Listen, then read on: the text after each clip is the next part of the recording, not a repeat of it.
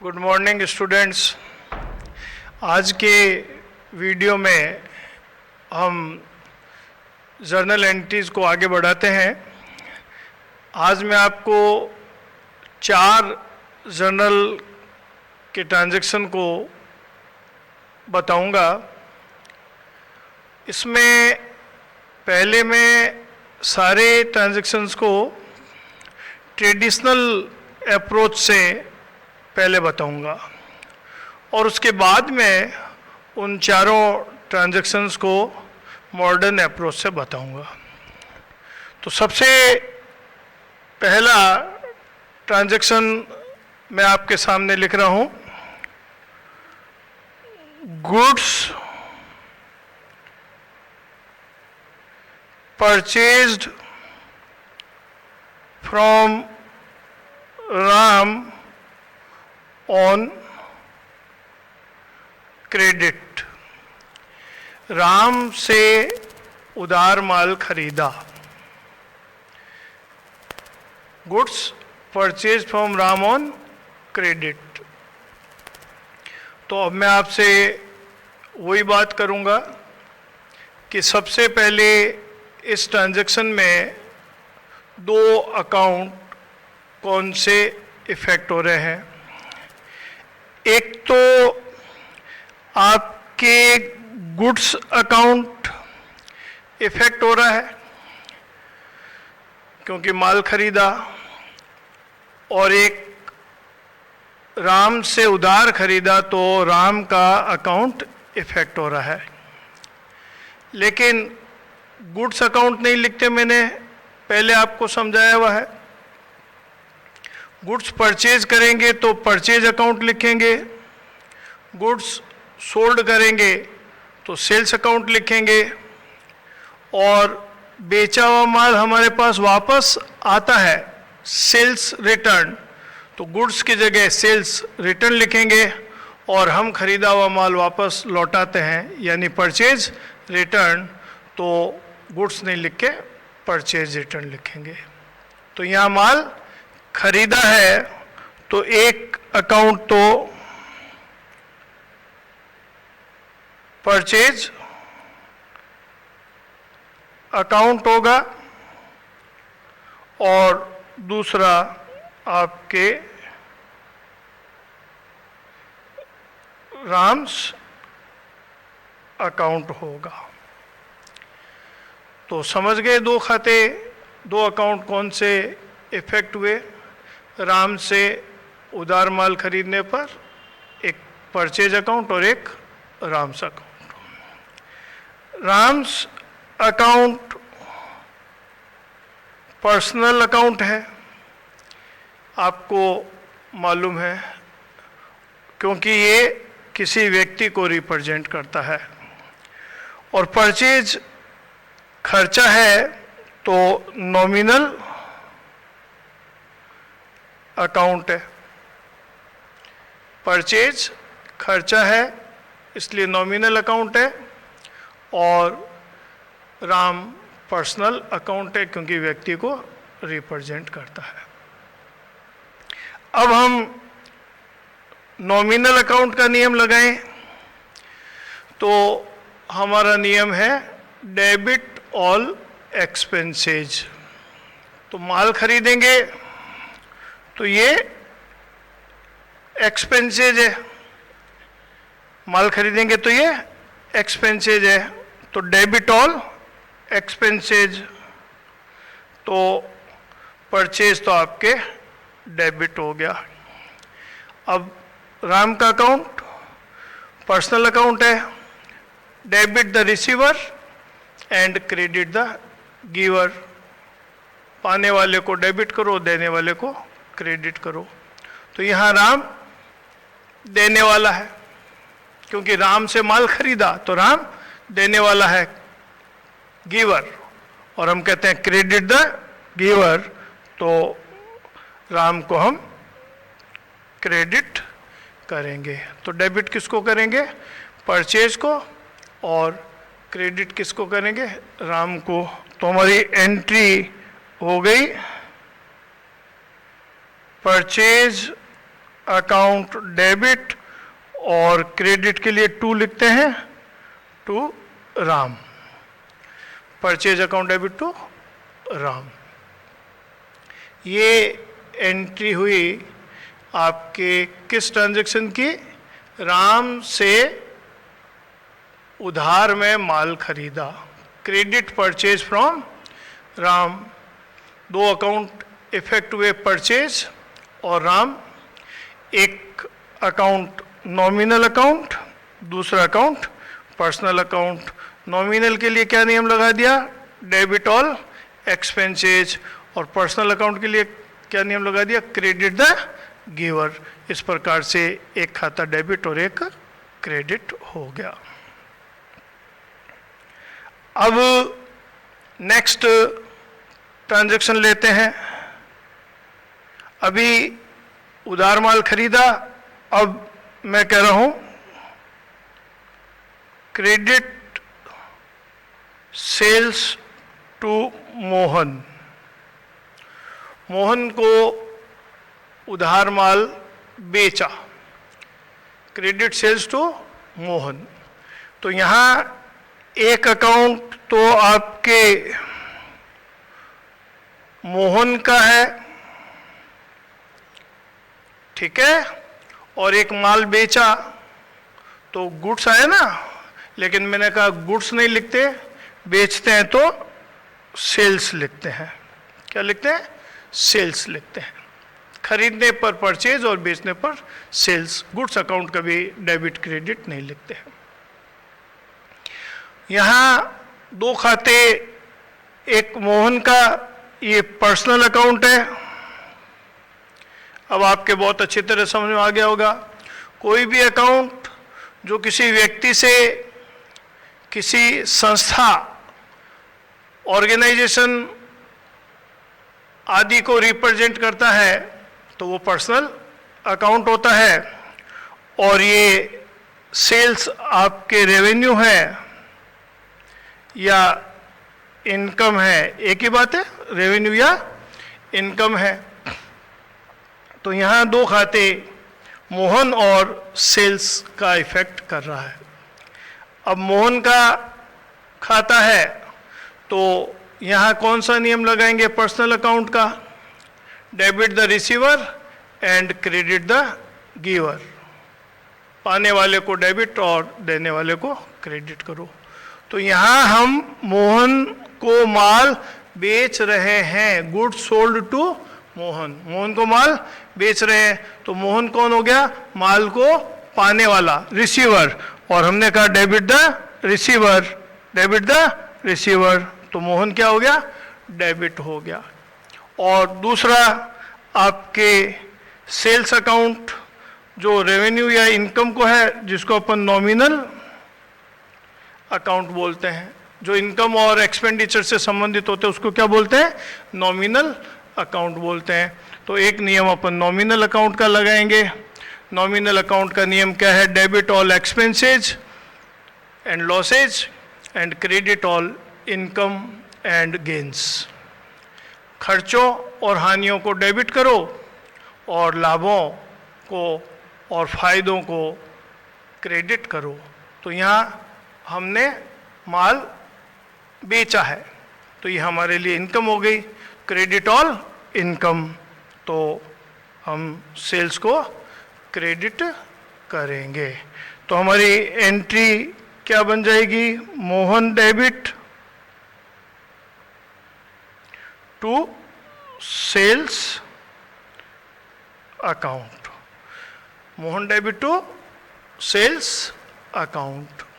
यहाँ आप समझ गए, एक मोहन का अकाउंट और एक सेल्स का अकाउंट इफेक्ट हुआ। मोहन के लिए क्या नियम लगा? Debit the receiver.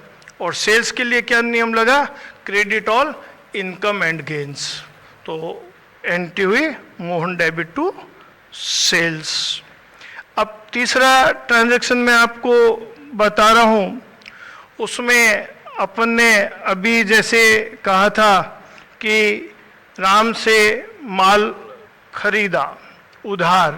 अब ट्रांजैक्शन मैं लिख देता हूँ, पेड टू राम, राम को पेमेंट किया, राम को पेमेंट किया। अब आप बताएंगे कि एक खाता तो राम का इफेक्ट किया और एक पेमेंट किया, पेमेंट किया तो कौन सा खाता आएगा? Cash account. बोलो आएगा कि नहीं आएगा ना? तो दो खाते कौन से हुए? राम्स अकाउंट और कैश अकाउंट। राम का खाता पर्सनल अकाउंट है और कैश का खाता रियल अकाउंट है। मैं फिर वही बात करूंगा कि जो अकाउंट किसी व्यक्ति को, किसी ऑर्गेनाइजेशन को रिप्रेजेंट करता है वो पर्सनल अकाउंट होता है, और जो किसी एसेट आदि को रिप्रेजेंट करता है वो रियल अकाउंट होता है।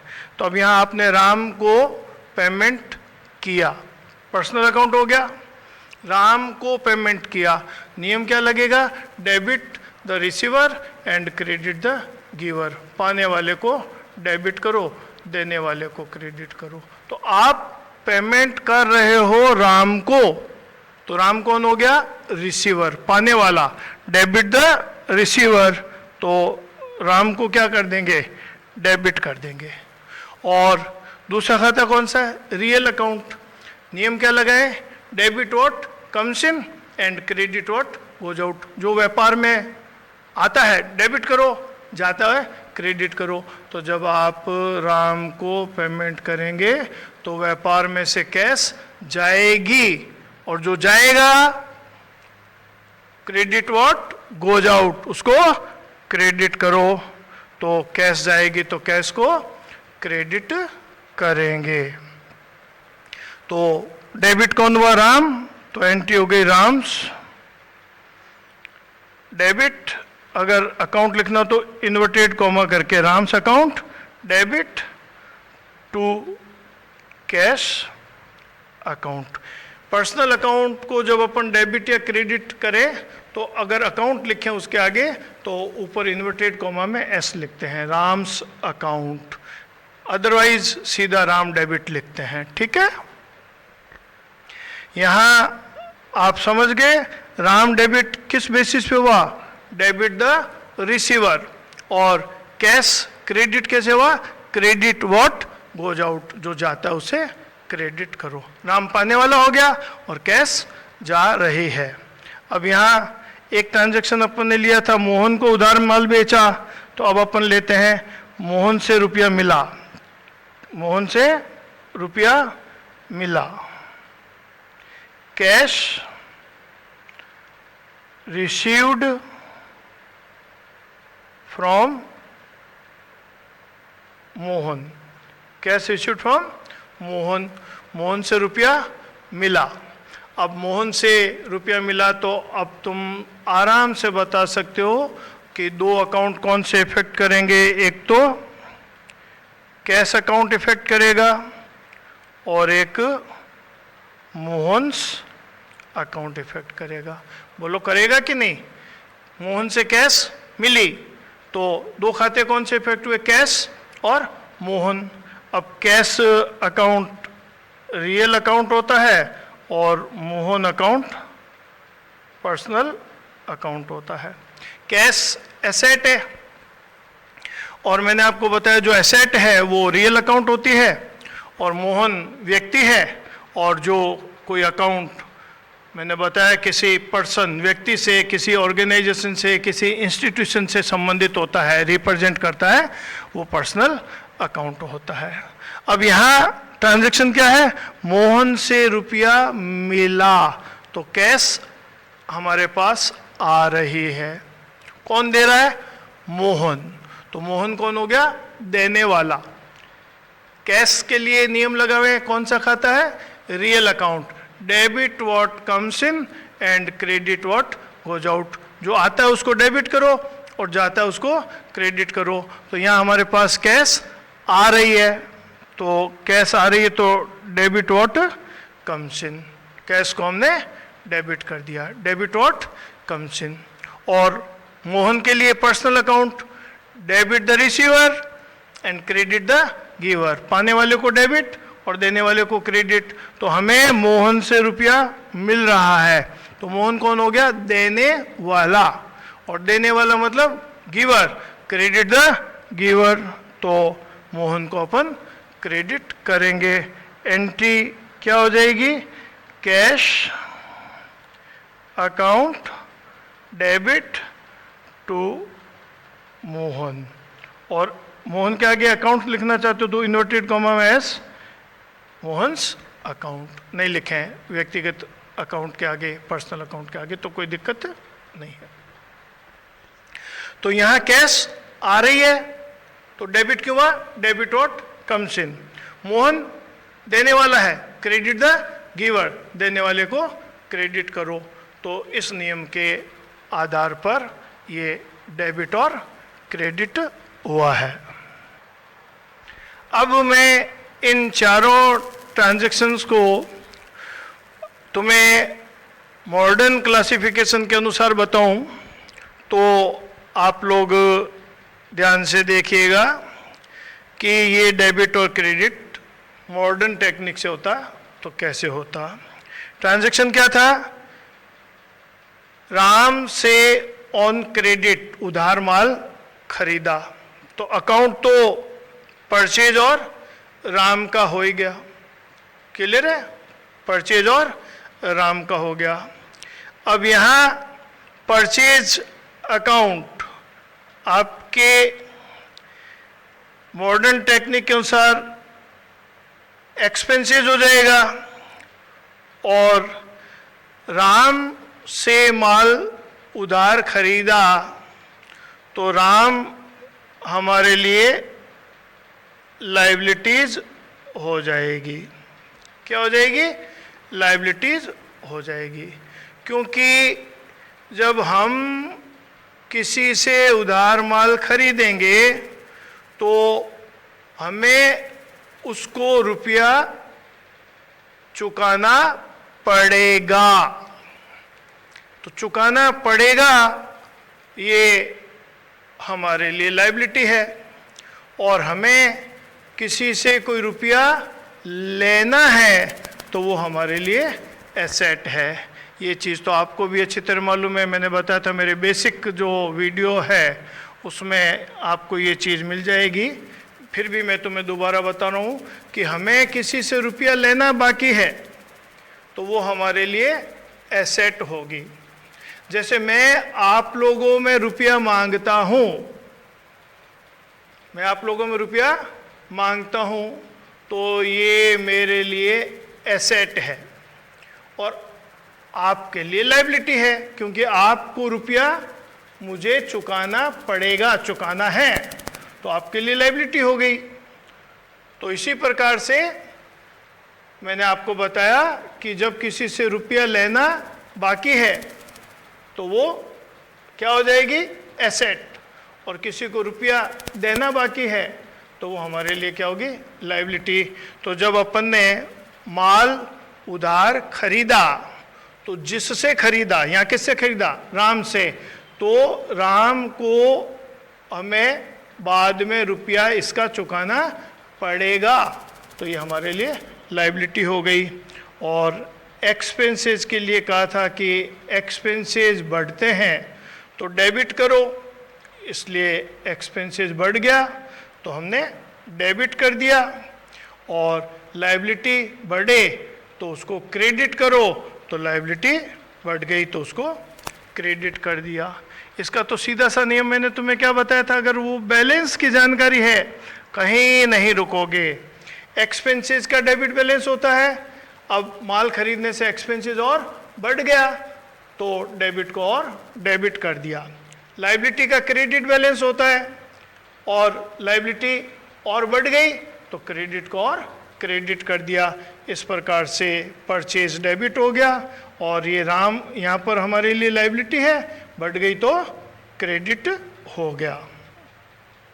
अब अगला ट्रांजैक्शन था हमारा credit sale to Mohan. Mohan को हमने क्रेडिट में माल बेचा, तो मोहन को माल बेचा इस बार हमने, तो मैं इधर लिख देता हूं कि मोहन को माल बेचा, तो इस बार मोहन से हमें रुपया लेना है, तो मोहन हमारे लिए एसेट हो गई। डेटर बोलते हैं इसको, जिनसे हमें रुपया लेना है उसको डेटर बोलते हैं। जिनसे हमें रुपया लेना है उसको डेटर बोलते हैं। तो डेटर एसेट होती है, ध्यान रखना। और जिन्हें रुपया हमें देना है, हमारे द्वारा देना है, उसको क्रेडिटर बोलते हैं। और क्रेडिटर लायबिलिटी होती है। ऊपर हमने राम से माल खरीदा, तो हम राम को रुपया देंगे तो राम हमारा क्रेडिटर हो गया। और क्रेडिटर क्या होती है, मैंने बताया, लायबिलिटी होती है। और अब यहाँ मोहन को हमने माल बेचा, तो मोहन से रुपया हमें लेना है, तो मोहन हमारा क्या हो गया, डेटर हो गया।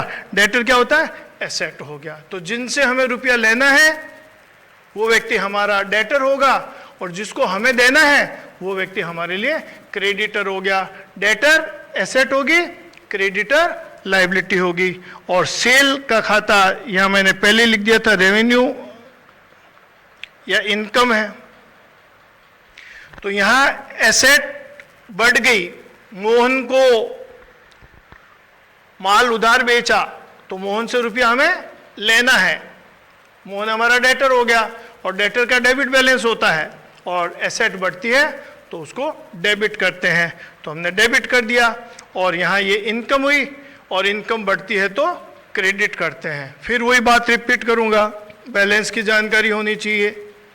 डेबिट बैलेंस किसी अकाउंट का होता है तो बढ़ने पर और डेबिट करो, क्रेडिट बैलेंस किसी अकाउंट का होता है तो बढ़ने पर और क्रेडिट करो, और घट जाता है तो रिवर्स कर दो। तो यहाँ दो बातें आपके अभी तक में थोड़ी नई आ गई, जो मैंने पहले की वीडियो में तो है, लेकिन फिर यहाँ बता दो कि जिनसे रुपया हमें लेना है उसको हम डेटर बोलते हैं, और वो एसेट होती है। और जिनको रुपया हमारे द्वारा दिया जाना है उसको क्रेडिटर बोलते हैं, और वो हमारे लिए लायबिलिटी होती है। तो ऊपर हमने राम से माल खरीदा तो राम हमारे लिए लायबिलिटी हो गई, क्रेडिटर हो गया। और यहाँ मोहन को हमने माल बेचा तो मोहन से रुपया हमें लेना है, तो मोहन हमारे लिए डेटर हो गया। डेटर एसेट होती है और क्रेडिटर लायबिलिटी होती है।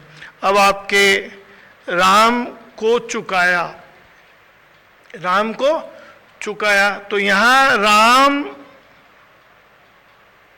में रुपया हम मांगते थे, तो राम हमारा कौन था, डेटर था।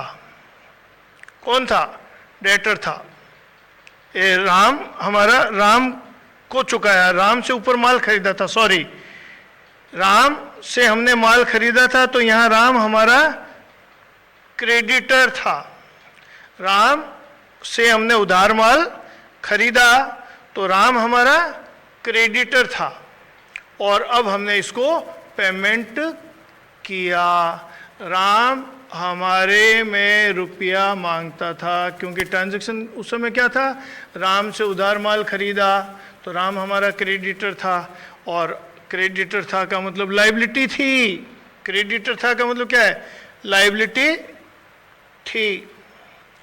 अब हमने उसको पेमेंट किया, तो पेमेंट करने से हमारी लायबिलिटी जो है वो कम हो गई। पेमेंट करने से हमारी लायबिलिटी कम हो गई। तो जब लायबिलिटी बढ़ती है तो उसको क्रेडिट करते हैं, और इस बार हमारी लायबिलिटी कम हो गई इसलिए हमने उसको डेबिट कर दिया। और कैश हमारे से जा रही है क्योंकि हम राम को चुका रहे हैं, तो कैश क्या होती है, एसेट होती है। क्या होती है, एसेट होती है। और हम कैश चुका रहे हैं तो कैश क्या हो जाएगी, कम, डिक्रीज हो जाएगी, और कैश डिक्रीज होती है तो उसको हम क्रेडिट करते हैं। फिर वही बात करूंगा, एक ही बात बार बार, अकाउंट के बैलेंस की जानकारी होनी चाहिए। जिस अकाउंट का डेबिट बैलेंस होता है तो उसको इंक्रीज होने पर और डेबिट करो, क्रेडिट बैलेंस होता है तो इंक्रीज होने पर और क्रेडिट करो, और अगर कम हो जाए, डिक्रीज हो जाए तो रिवर्स कर दो, डेबिट बैलेंस वाले को क्रेडिट और क्रेडिट बैलेंस वाले को डेबिट। यहाँ राम से हमने माल खरीदा था तो राम हमारा क्रेडिटर था, लायबिलिटी।